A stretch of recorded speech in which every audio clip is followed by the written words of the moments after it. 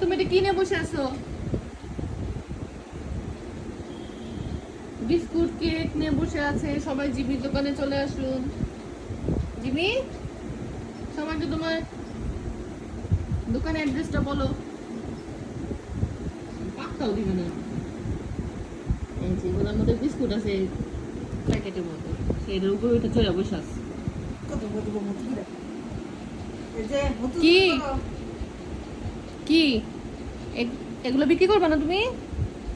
বিক্রি করবা না, খাবাও না, কি করবা?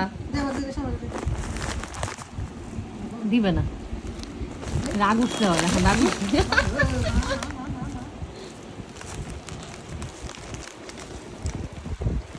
জিমি এক পোটলা বিস্কুট বিজনেস করবে।